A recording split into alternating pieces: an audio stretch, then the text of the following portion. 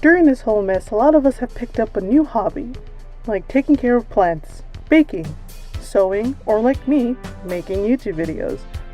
All of them are fun, but we forget one important thing: exercise. We've all been soaring a few lbs over the last couple months. We ain't going anywhere, might as well start to get those limbs moving. But what's that? You don't like doing burpees in your apartment because you're worried your downstairs neighbor might complain? Not a problem. What if I told you there was a form of exercise that doesn't require you to put yourself in a lot of stress and fatigue? I'm talking about martial arts. Have you ever wanted to walk down the street and not be afraid of someone stealing your youth pass? Well, now you won't have to worry about the specific incident happening because you now know the best form of martial arts. But Joy, there are thousands of martial arts that I can learn. Which one is the right one for me? I'm glad you asked. I'm here to tell you which martial art is the perfect martial arts for you. Point to screen. Some say that Jiu-Jitsu is the best form of combat because this martial art is a method of close, unarmed, or with a minor weapon combat which can be used in a defensive or offensive manner to kill or subdue one more opponent which are unarmed or with minor weapons, according to Wikipedia. But who wants to roll around in the dirty floor where people walk on with dirty shoes? Sure, you may have the person in a straight arm bar, but this can easily happen. How about the good old-fashioned Aikido? But who's walking around with a stick to grab?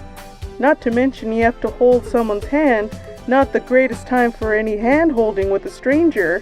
Am I right? Okay, how about some Taekwondo? The Olympic sport, the martial art of the discipline. With great aerial attacks and cool kicking, you may think this is the sport for you. It shows you how to kick the opponent straight to the head and where to hit the spots that really hurt and put your opponent to the ground. But who wants to get all gross and sweaty? This is probably the worst martial arts that anyone can learn. Absolutely useless. You want? No. You need a martial art that exceeds all of these petty excuses of martial arts. That's right, I'm talking about the no-touch martial arts, or the touchless knockout.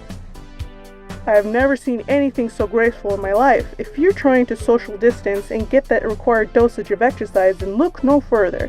I have done countless research over the past hours and have found that 10 times out of 10 the attacker always goes down. There's no flaw that I have seen as of yet. If you see closely here, you can see a grandmaster is being challenged by a drunk crackhead who walked in his dojo about to fight for what's right. I highlighted the master so you know who to look at. And here's a Krav Maga student who challenged another touchless knockout disciple. I rest my case, and for the more advanced I recommend slap boxing. With just 3 easy payments of $19.99, you could have these sets of cassettes for you to have in your own home with a VHS player. Call now at 1-800-GET-FISTING. That's 1-800-GET-FISTING. Happy learning!